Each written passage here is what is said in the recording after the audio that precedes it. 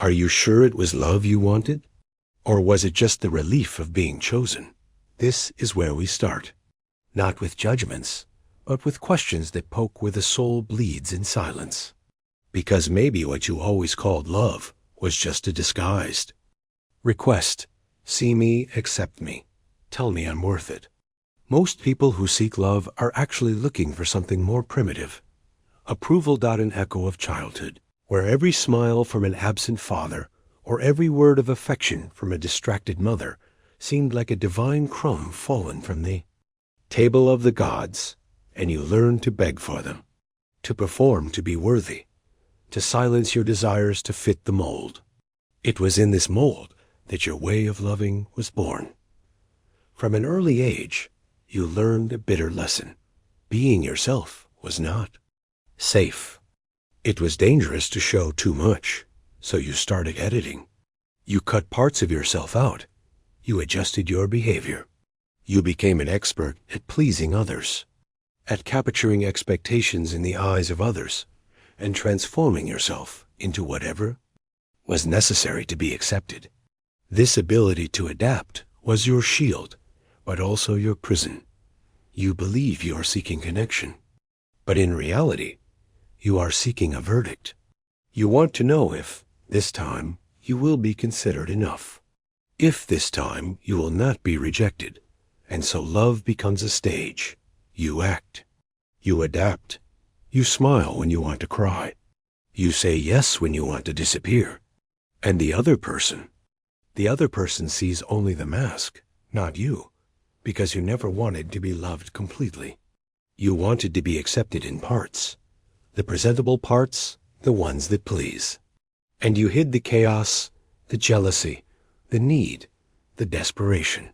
You hid your ID.yes, the ID, that part of you that screams for pleasure, for raw desire, for freedom.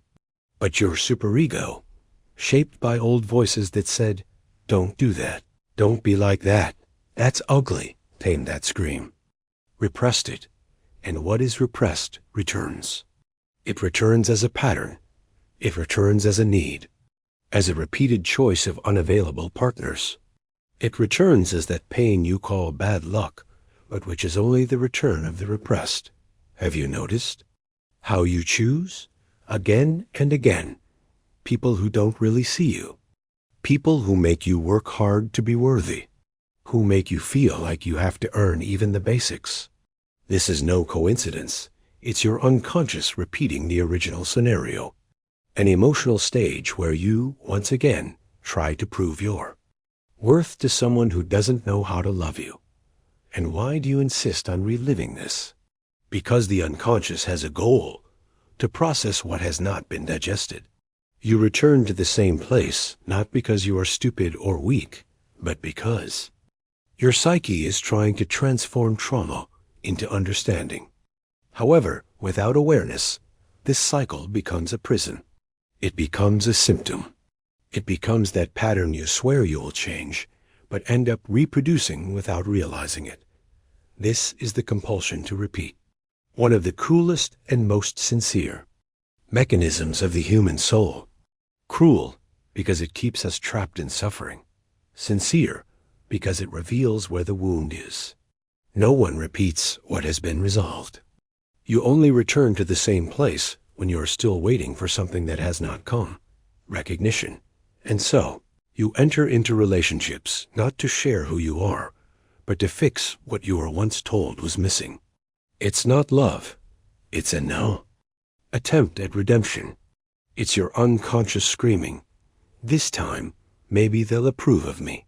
And when they don't, because they don't see who you really are, but only the role you play, you collapse. You suffer. You blame yourself. And it all starts over again.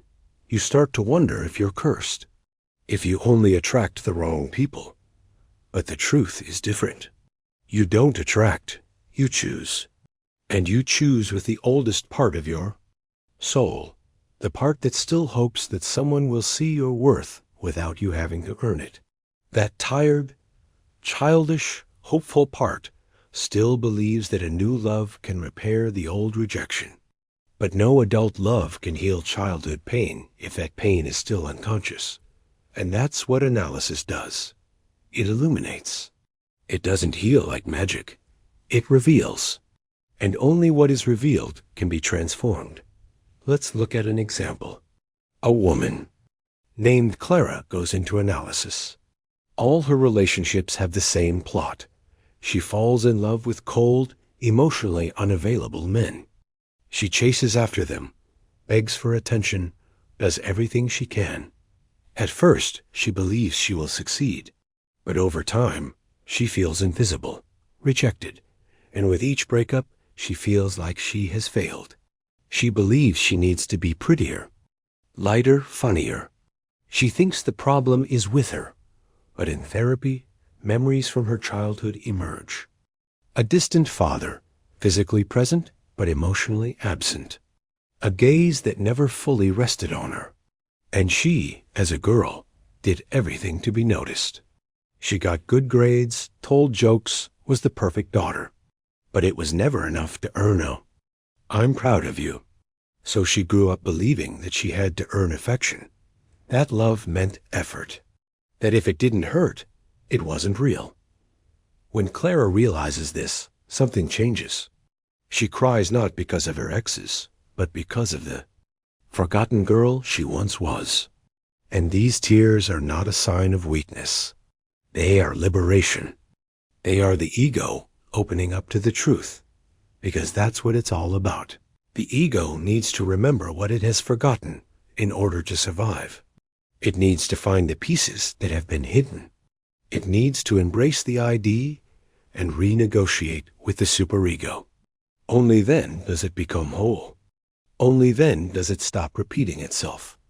This is the point where you need to be willing to go down. Not to lower yourself, but to go down inside yourself. Like someone entering a dark basement. There you will find the versions of yourself that have been silenced, repressed, expelled. And they all have something to say. They don't want revenge. They want to be seen, because deep down, that's what true love is. Seeing and being seen, not for the mask, but for the essence. But to be seen by others, you must first see yourself. Not as you would like to be, but as you are, with all the parts that you were told were too much. Your jealousy, your intensity, your sadness, your neediness. None of this is a flaw. It is a symptom. And every symptom, when listened to, becomes a sign. You are not broken. You are fragmented.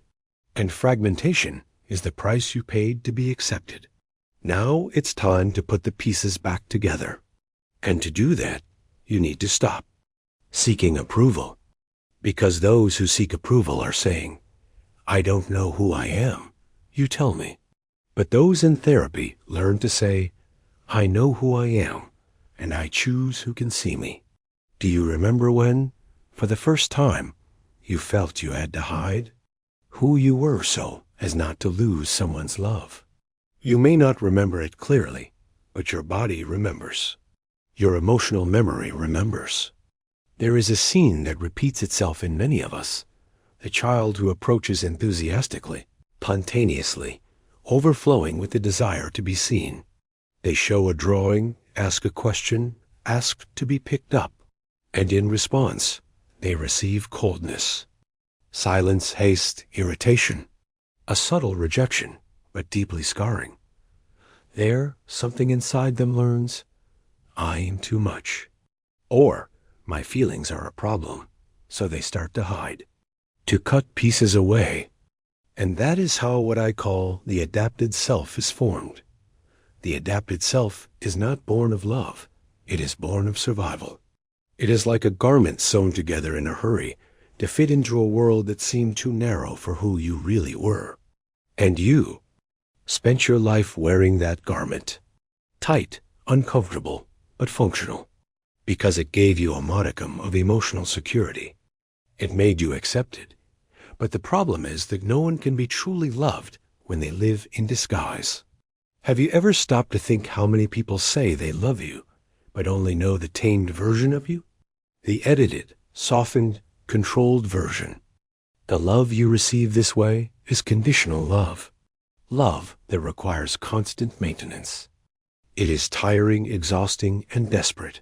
You live in fear of making mistakes, of disappointing, of being rejected for showing what you really feel. You live as if love were a contract and not an encounter. A contract full of invisible clauses. Don't cry too much. Don't complain. Don't ask for attention. Don't be needy. But the human soul cannot bear to live under clauses for long. It becomes ill, and the symptoms appear. They may come as anxiety, emotional exhaustion, or that emptiness you tried to fill with food, social media, sex, or work. But no matter how much you distract yourself, something inside you keeps begging, "Recognize me." And that request is not for the other person, it is for yourself. This is where psychoanalysis comes in. Not to give you advice, but to listen to what you never dared to say. To decipher what your words hide and your symptoms reveal. You see, true love cannot flourish where there is fear. And you still love with fear. Fear of being left, ignored, abandoned. Fear that if you stop pleasing others, you will be discarded. And this fear didn't just appear now. It was instilled in you when you were still too young to understand that your caregiver's love was limited, not because you were unworthy, but because they were also wounded. But the problem is that children don't have this understanding. They don't say, "My father is emotionally immature." They say, "I'm a burden." They don't say, "My mom has unresolved issues." They say, "I'm too much." And these conclusions become beliefs. Silent but ever-present beliefs. They follow you into every relationship. They make you accept less than you deserve. They make you shut up when you should speak up. They make you beg for attention, like someone begging for oxygen. And maybe now you're asking yourself, how do I get out of this? How do I break this pattern? The answer begins with an act of courage. Stop trying to please others. You need to gradually frustrate the expectations of your adapted self. You need to disappoint the versions of yourself that live only to maintain the love of others. You do need to lose some people in order to find yourself, because the truth is this: some people only love you while you perform, while you say yes, while you smile so as not to upset them. But when you start saying no, setting boundaries, choosing yourself, they disappear. And that hurts, but it's liberating. Because love that requires you to abandon yourself is not love, it's bargaining. And at that moment, something magical happens. You start to see yourself, to recognize your own needs, to validate your feelings without needing external applause. You stop chasing after those who reject you. You stop trying to be perfect to be worthy of affection. And you begin to realize that the more you show yourself as you are, the more you attract whole relationships. But make no mistake, this process is not linear. There will be relapses. You will seek approval from time to time. You will miss the old dynamics because they were familiar. But familiar is not the same as healthy. And all healing requires going through the discomfort of transformation. Transformation happens when you choose yourself for the first time, even if that means disappointing someone else. When you say no and stick to it. When you cry and aren't ashamed. When you show your whole self and even in the face of silence, remain steadfast. That is emotional maturity. That is a strengthened ego. And the stronger the ego, the less room there is for unconscious repetition.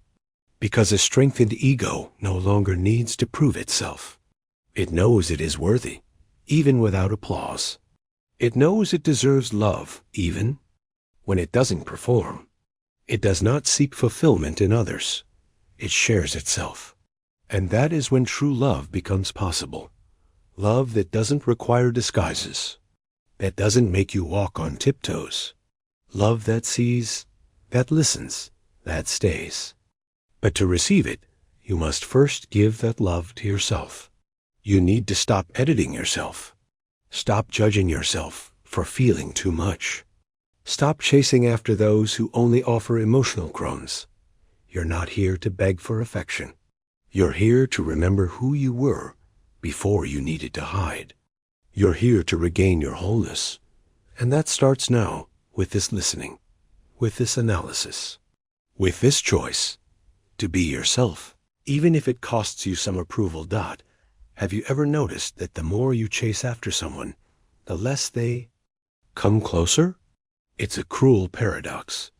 The more you show your need for love, the more the other person distances themselves, as if there were something wrong with wanting to be loved. But there isn't. The problem isn't in the desire. It's in the urgency. And that urgency has roots. Deep roots, buried in childhood, watered by absence, indifference, by affection that only came when you were useful, beautiful, quiet, or smiling. This urgency is not born in the present. It is an echo of all the times you felt you had to do something to deserve attention. And that something became an addiction, an emotional addiction to proving your worth. You live as if you were in an eternal emotional selection process, trying to be the chosen one. But when someone really chooses you, effortlessly, you feel strange. You distrust them. You sabotage them. This happens because your emotional system is addicted to tension, to challenge, to absence. For you, loving has become synonymous with achieving the impossible. And when love comes easily, your mind collapses. If it doesn't hurt, is it real? You ask yourself, and what was love becomes proof. And what was a meeting becomes an internal war. But this war has a name. It's called loyalty to trauma. You are emotionally loyal to the pain that shaped you. Unconsciously, you believe that if you repeat the same childhood scenario and get a different ending, you will finally be healed. It's like trying to convince the past that it didn't win. But the past doesn't need to be convinced. It needs to be understood. And when you understand, something changes. Because understanding is the first step toward forgiveness. And here, I'm not talking about forgiving others. I'm talking about forgiving yourself for believing that you are not enough, for accepting crumbs as a feast, for emotionally mutilating yourself to fit into someone else's expectations. You need to look into the eyes of that version of yourself who bowed down, hid, and kept quiet, and say, I understand why you did that. You just wanted to survive. But now, I'm here, and I don't need to be loved halfway anymore. This isn't just self-pity. It's an internal revolution. Because true self-love begins when you stop treating yourself like someone who needs to be fixed. You are not a mistake. You are a puzzle that needs to be read deeply. And anyone who doesn't have the emotional vocabulary to read you doesn't deserve the intimacy of your soul. Here we return to the central point. You never wanted love. You wanted approval. And that's understandable. We all go through this too. Some degree. Childhood taught us that affection was conditional, that we had to earn it. So we grew up relating to love as a currency. But real love isn't a transaction. It's an overflow. And to overflow, you have to be full of yourself. Not in a narcissistic sense, but in a sense of integrity. You can only share what you have. And you spent so much time giving away what you didn't have. That now you don't know how to receive without fear, without guilt, without shame. Many people come to therapy saying, I just want a peaceful love. But in practice, when that love appears, they run away. And it's not because they don't want it. It's because they don't know how to deal with it. Because their emotional system has been trained to survive, not to relax. And true love requires surrender. It requires disarmament. It requires trust. 3 things you've learned to avoid so you won't get hurt. But now, something inside you wants to change. You want to breathe without fear, to love without a contract, to exist without performing.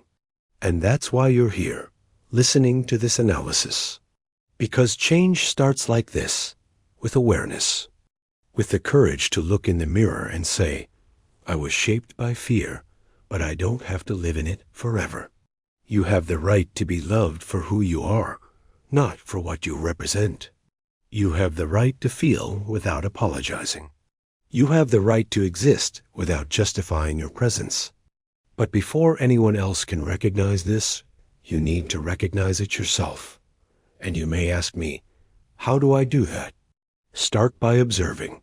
When you feel the urge to please others in order to be accepted, stop.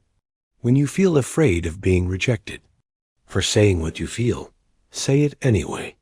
When you find yourself adapting too much, ask yourself, am I being myself, or am I being what others expect me to be? These are small acts of emotional rebellion, but each one is a brick in the reconstruction of your identity. And the more you choose yourself, the more the old patterns lose their power, because the unconscious only repeats what has not been understood. And what is understood is freed. Remember, the love you seek so much will not come as a reward for being perfect. It will come when you allow yourself to be imperfect and still worthy of affection, because it is precisely in your humanity, in your flaws, in your raw truths, that charm resides. You've spent years trying to be kind. Now it's time to be kind to yourself. Do you notice how every relationship that ends seems to confirm an old suspicion? There's something wrong with me? This thought is not new. It was planted a long time ago. You may have been 6, 7, 8 years old. It doesn't matter. The exact moment is irrelevant. What matters is what was felt. That love was conditional. That there was something in you that needed to be fixed in order to be truly loved. And that is the origin of the pattern. You don't repeat it because you like it. You repeat it because your unconscious is still trying to solve the riddle of the original rejection. And how does the unconscious work? Like a playwright who rewrites the same scene 1,000 times hoping that the ending will change. And in the scene, it's always you, the adapted child, the anxious adult, the devoted partner, trying to win a love that will stop hurting. But the love that heals is not won. It is welcomed. And that requires a revolutionary gesture, to stop trying so hard to be loved. This does not mean giving up on love. It just means stopping making it a test of personal worth. Because as long as love is your way of proving that you deserve to exist, it will continue to be a battlefield, and not a place of peace. Have you noticed how you cling to the little crumbs? A reply to a message, a rare compliment, a night when the other person seems present. And that becomes nourishment. You interpret it as a sign of hope. See? He cares, you say. But deep down, you're clinging to the exception to justify staying in a relationship that doesn't see you. This is the mechanism of rationalization, turning crumbs into a banquet, absence into mystery, coldness into depth. You idealize because you need it to make sense. You need to believe that all this effort is not in vain. But if it is, it is costing you emotional health, vital energy, self-esteem. It is robbing you of the possibility of living full relationships with people who don't need an instruction manual to understand you, people who don't need you to hurt yourself to stay. And maybe you say, but I'm afraid of being alone. Of course you are. The fear of loneliness is not the fear of emptiness. It's the fear of finding yourself again, of hearing the thoughts that the noise of others drowned out, of facing the parts of yourself that were ignored while you were busy pleasing others. But this reunion is necessary, because that's where healing begins. Think about it. If you're always molding yourself to someone else, who are you when they leave? This question is painful, but essential. Because if your identity depends on someone else's presence, you don't love. You merge. And merging is not bonding. It's losing yourself. That's why, when a relationship ends, you feel like you've lost everything. Because it wasn't just the other person who was leaving. It was your very reason for existing. And then despair sets in. Not because love has ended, but because the character you created to be loved has ended. That character needs to die. And don't worry. What dies is not you. It's the version of you that existed to please others. That version that smiled on the outside and screamed on the inside. That said, everything's fine with teary eyes. That accepted little for fear of having nothing. It was useful. It protected you. But now, it's limiting you. It's time to allow another version to be born. One that isn't afraid of being forgotten, because it doesn't forget itself. One that doesn't need an audience, because it already recognizes itself in the mirror. One that doesn't beg for crumbs, because it knows the value of an emotional feast. And this version begins to emerge when you listen to your own limits. When you say no with the same firmness with which you used to say yes.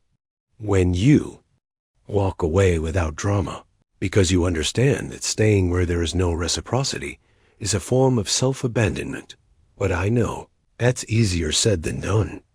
Because there is a child inside you waiting for someone to stay one day. Someone to look. Someone to say, I see you, even with everything you've hidden. That child no longer needs to be ignored. They need to be adopted by you. And only by you. You need to be the first true love of your life.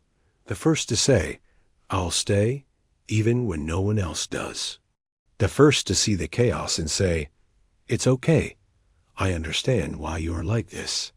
The first to hold your own hand when the whole world lets go. Because it is from this internal bond that you will learn to choose external bonds that do not hurt. Bonds that do not require you to change yourself. That do not feed off your neediness. That do not play with your hope. But first, you need to let go of something very precious. The fantasy that love will heal what childhood hurt. Love does heal. But not the love of another. Self-love.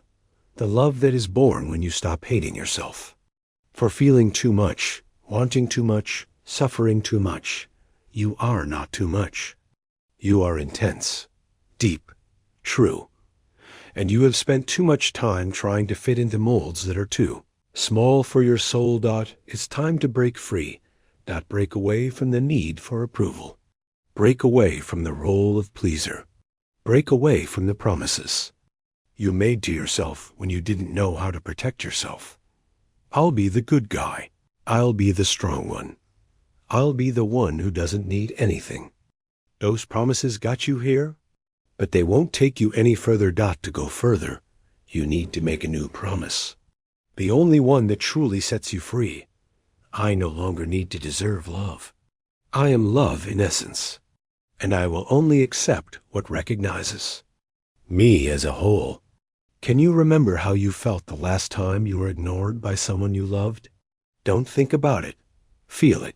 Don't justify it. Just dive in.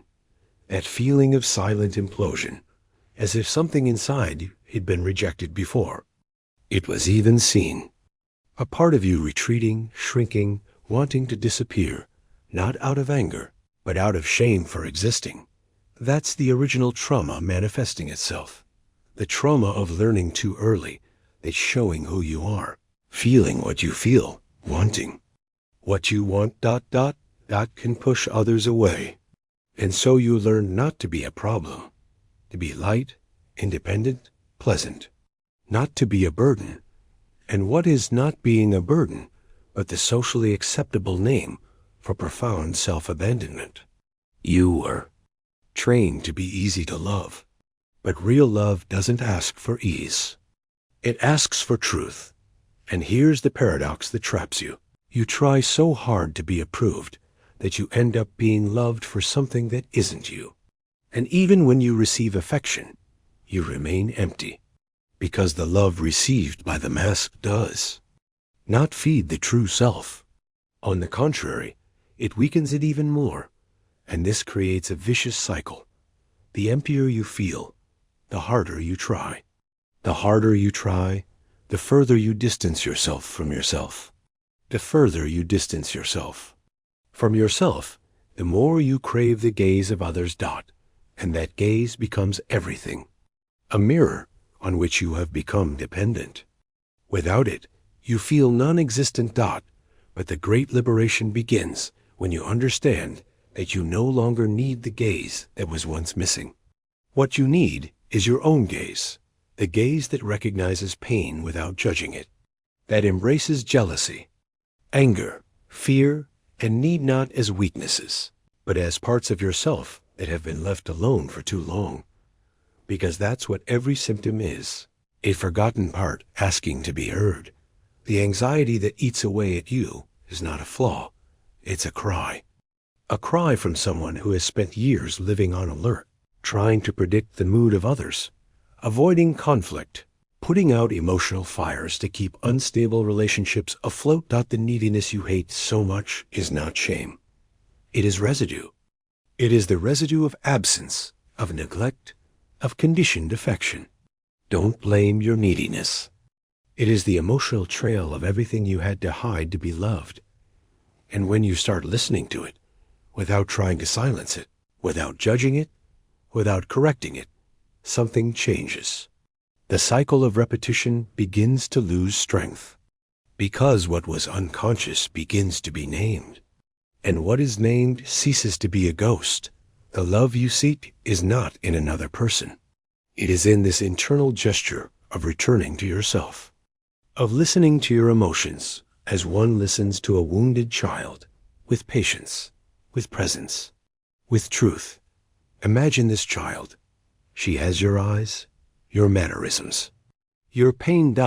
She is sitting in a dark corner, afraid of disturbing you, afraid of being rejected.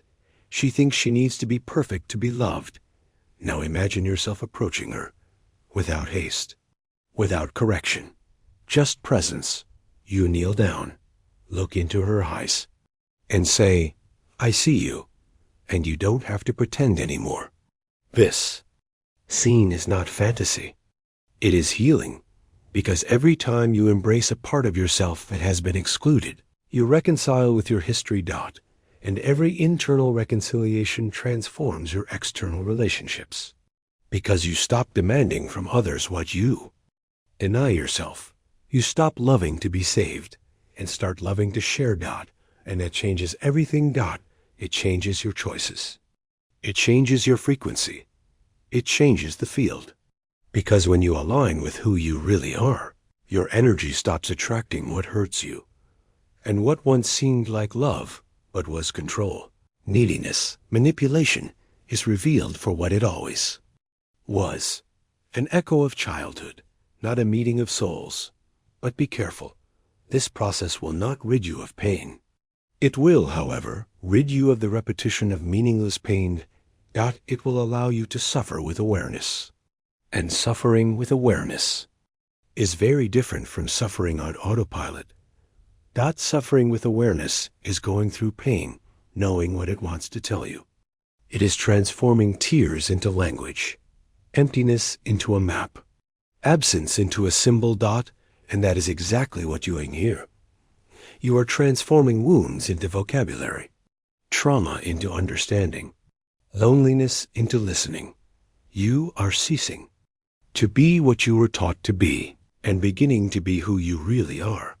But that requires mourning. Mourning for everything you didn't receive, for the versions of yourself that died trying to please others, for the promises of love that were never fulfilled, for the father who didn't look, for the mother who didn't listen, for the childhood that had to be too mature. This mourning is not weakness. It is liberation. You can only be born again when you bury the character you were created to survive. And yes, you survived. But now it's time to live. Live with truth, with presence, with courage. And the greatest courage is this: to be who you are. Even if it disappoints the world, you still believe that you will be complete when someone else loves you.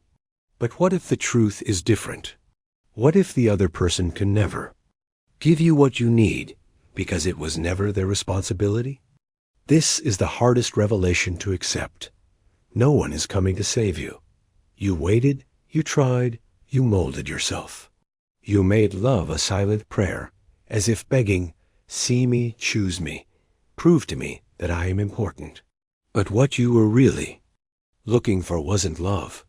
It was the chance to not feel so wrong, so out of place, so invisible. But that task is yours. It always has been. And everything you've experienced so far, every rejection, every abandonment, every relationship that imploded, was pushing you towards this realization. You need to come back to yourself. But how can you get back to yourself when you don't even know where you got lost? I'll tell you. You got lost every time you said yes when you meant no. Every time you kept quiet to keep the peace. Every time you accepted crumbs for fear of seeming demanding. Every time you felt pain and smiled. Every time you abandoned yourself to keep someone else close. And now it's time to go back. Coming back is not regressing. Coming back is rescuing. It is finding within yourself what was left behind. That sensitivity that you were told was weakness. That intensity that you were accused of being needy. That pain that you learned to hide. None of this is a flaw. All of this is life. Healing will not come when someone gives you love. Healing will come when you stop asking for permission to exist. When you stop interpreting other people's silence as rejection. When you stop turning a delayed response into a judgment of value. When you stop comparing yourself, belittling yourself, sabotaging yourself. You are worthy, even with everything you feel, even with everything you've lost, even with everything you think you need to hide. And it is only from this place that true love can blossom. A love that does not require effort to exist, that does not feed on your anguish, that does not ask you to be less, but to be whole. This love does not come as salvation. It comes as an encounter. And the first encounter must be with yourself. Do not wait for others to see what you do not see in yourself. Don't beg for messages, presence, attention. Those who need to be convinced to love you don't know how to love. Those who need to be reminded that you matter don't deserve to be by your side. And yes, you will miss them. You will have relapses. You will want to go back. But don't go back. Not out of need. Not out of desperation, not out of fear. Missing someone is not a sign of love, a sign of emotional habit. And you are breaking that habit right now. You are deprogramming the association between love and pain, between affection and abandonment, between presence and effort. You are deprogramming the fantasy that you will be saved. And in its place, you are creating a new reality that it is possible to be enough. Being enough is not isolating yourself. It is not nullifying yourself. It is loving without begging, feeling without apologizing, choosing without justifying yourself. You don't have to be less to fit in with anyone. Anyone who doesn't accept you as you are doesn't deserve what you have. And if that seems harsh, remember, you've already tried the path of gentleness. You've already diminished yourself. You've already waited. You've already explained. And even so, the pain came. Now try the path of truth. The truth can be scary. It can push you away. But it can also open doors that lies kept locked. And the truth is this: you never wanted love. You always wanted approval. You wanted someone to look inside you and say, "You're right to be who you are." But now, those words need to come from your mouth. You need to be the first to approve of yourself. Because when you approve of yourself, everything changes. You don't accept less. You don't sell yourself short. You don't beg for attention. You don't negotiate your boundaries. You're not afraid to walk away. And most importantly, You no longer need love to know that you are lovable. That is the cure. That is freedom. That is the end of repetition and the beginning of choice. So now, look inside yourself and say out loud, as if decreeing a new existence, I don't need to be loved to deserve to exist. I see myself. I accept myself. I approve of myself. And the world outside will align with this truth. Because the universe doesn't respond to what you want. It responds to what you believe you are. Starting today, believe this, you are whole. Only those who know this inside attract true love outside. If this session resonated with you, leave a comment. Now I see myself. Share this video with anyone who still believes they have to work hard to be loved. And remember, healing begins when we stop running away from pain and start listening to what it has to say. Until the next session.